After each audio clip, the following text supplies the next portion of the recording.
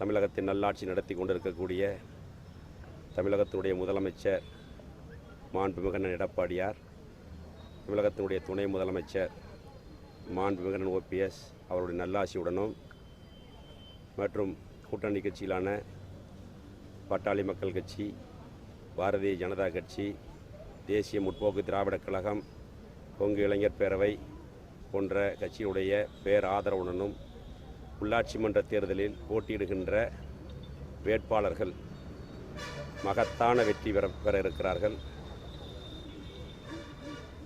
அந்த வகையில் கரூர் மாவட்டத்தில் மாண்புமிகு முதலமைச்சர் அண்ணன் எடப்பாடியார் அவருடைய அறிவுரை ஏற்று கழகத்தினுடைய அனைத்து தொண்டர்களும் சிறப்பாக தேர்தல் பணிகளை செய்திருக்கிறோம்.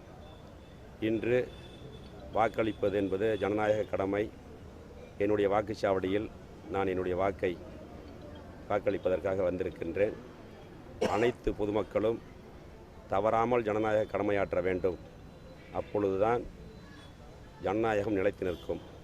அந்த வகையில் நாங்கள் இந்த தேர்தலில் மாண்புமிகு தமிழகத்தினுடைய முதலமைச்சர் எடப்பாடி அவர்கள் தலைமையில் இயங்கக்கூடிய அனைத்து இந்திய அண்ணா திராவிட முன்னேற்றக் கழகம் மகத்தான வெற்றி பெறும்.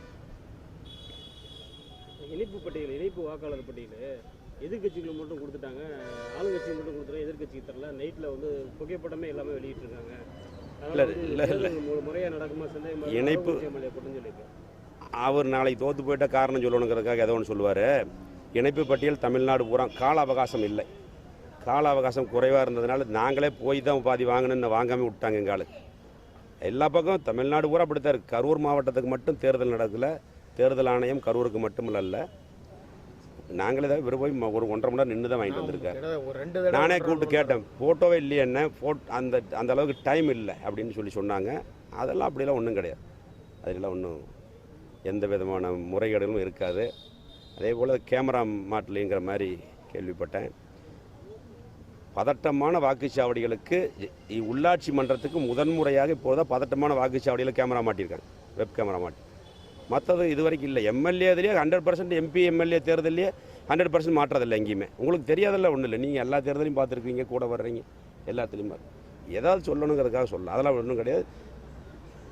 நியாயமான முறையில் தேர்தல் நடந்துக்கிட்டு இருக்கு.